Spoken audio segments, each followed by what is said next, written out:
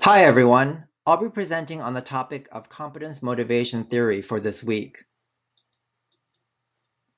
Let's start off with an overly simplistic exercise. On the left side of the slide, we have Serena Williams, the #1 ranked singles women's tennis player. In the lower middle, we have Dr. Ruth Small, professor and director of the Center for Digital Literacy at Syracuse University. Finally, on your right, we have Ellen DeGeneres, the host of the popular Ellen DeGeneres Show. Without knowing anything about competence motivation theory, if you had to rate from low, medium to high these individuals in the areas of scholastic competence, social competence, and athletic competence, how would you rate them? Just to give you an example, I rated Serena Williams high in the area of athletic competence, Dr. Small high in the area of scholastic competence, and Ellen DeGeneres high in the area of social competence. In the latter part of this presentation, I will talk more about the three domains for achievement related to competence motivation theory. So on with the theory. In 1959, Robert W. White proposed a new concept of effectance motivation in response to the gap of motivational theories at the time. For example, the popular theory of Hull's drive theory, held that all behaviors stem from the satisfaction of biological needs such as hunger and thirst. White's description of effectance motivation is that there is the inherent psychological urge to make things happen, to make an impact upon the world. It is the combination of personal action and effect that produces the feeling of efficacy or success. White suggested that this behavior is part of learning, an intrinsic urge toward developing competence. The urge toward competence explains some behaviors that were insufficiently provided by Hull's drive theory. Competence motivation theory is an extension of White's effectance motivation theory. Oxford Reference defines CMT as a theory of achievement motivation based on a person's feelings of personal competence. According to the theory, competence motivation increases when a person successfully masters a task. This encourages the person to master more tasks. People are intrinsically motivated to master a domain that is challenging according to Dr. Susan Harder. People's perceptions of competence and control will increase if they are successful in a certain domain. This will enhance intrinsic pleasure, which in turn increases motivation to continue to master that domain. For instance, Serena Williams is very successful in the sport of tennis. This enhances her pleasure of playing the sport and in turn motivates her to continue to master the game. On the opposite side, people's perceptions of competence and control will decrease if people are unsuccessful in their challenges or domains. Intrinsic pleasures will be low, which will reduce motivation to continue participation in that domain. Can you think of domains or areas where you want to gain and display competence and control? Does your success increase motivation? If you'd like, please comment in the discussion section. Harder also points out that people do not need to display competence in all domains to experience positive effect. This quote from her 1978 article best illustrates this point. A bright, scholarly student with little talent in sports may well perceive himself as cognitively competent, but relatively incompetent with regard to his physical skills. To the extent that athletic prowess is valued at his particular school, this particular child's perceived competence in the area of social skills may also be relatively low.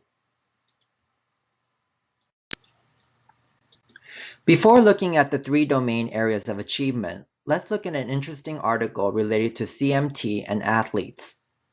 Harder points out that higher perceptions of competence are predicted to increase enjoyment. But how do people determine their perceived level of competence?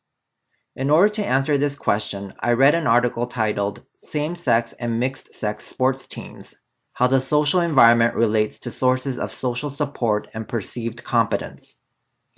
In this article, the authors describe the external sources of competence for athletes, or information that reside outside of the athlete and include significant others and their feedback. For instance, the sources of competence information could include coaches, peers, and even spectators. The purpose of this study was to examine differences in level of perceived competence, sources of perceived competence, and sources of social support between athletes on single-sex and mixed-sex sports teams. Here are some of the interesting highlights from the study. The level of perceived competence did not vary depending upon gender or team type. Male and female athletes participating on single-sex and mixed-sex teams experienced differences in the sources of competence information. For example, female participants rated coach evaluation and goal achievement as more important sources of competence information. Male participants rated spectator evaluation as a more important source of competence information than women did. Male and female athletes participating on single-sex and mixed-sex teams experienced differences in sources of social support as well. For example, men on mixed-sex teams perceived more social support from coaches than men on single-sex teams. Women on single-sex teams perceived similar support from coaches as women on mixed-sex teams. One surprising finding in this study was that perceptions of social support from coaches did not differ between male and female mixed-sex team athletes. Take a look at this article if you are interested in the relationships among team type, athletic gender, and the level of perceived competence, sources of competence information, and social support. Now let's move to the 3 domain areas of achievement discussed by Dr. Harder. Dr. Harder developed the self-perception profile for children, which includes the 3 competence domains as well as 3 other areas. For this presentation, I will focus on the 3 quote-unquote original domains. The 3 main domains of achievement are 1. Scholastic competence, which is related to schoolwork and academic success. 2. Social competence, which is related to peer relationships, making friends, and social success. And 3. Athletic competence, competence related to doing well in sports, outdoor games, and athletic abilities. All these domains are described in detail in the self-perception profile for children, manual, and questionnaires.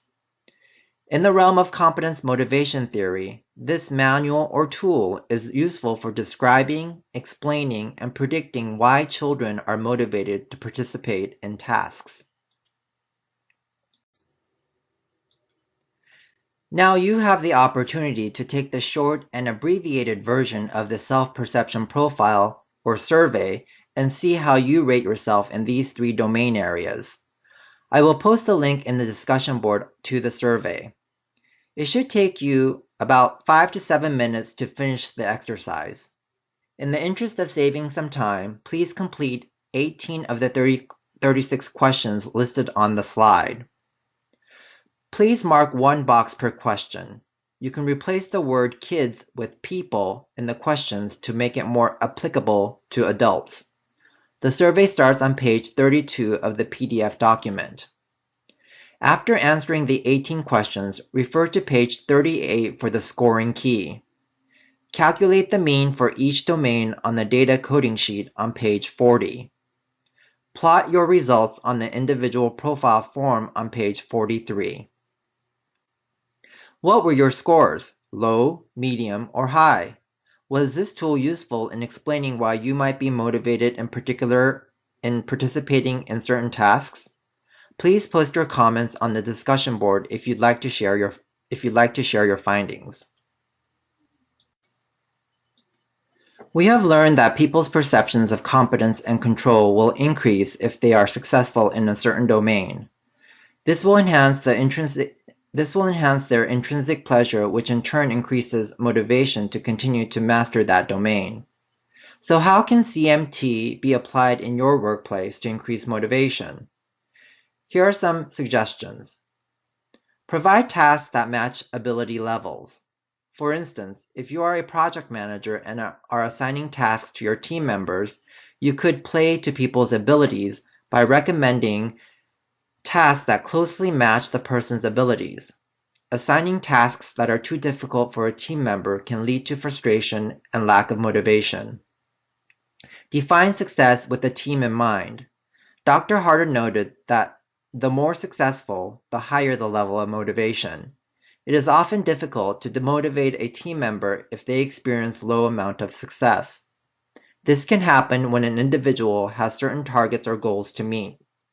Managers can maximize on the success of all team members by promoting cooperation and pro-social values. For instance, instead of assigning each individual billable hours goals, team members can work together towards a common team billable hours goal. Increase perceptions of control by providing team members with choices in tasks.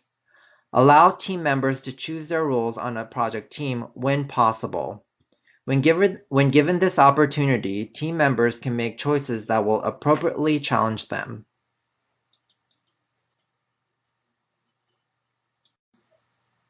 Here are the references for the articles I used in this presentation. I hope you enjoyed the presentation, and I look forward to the discussion.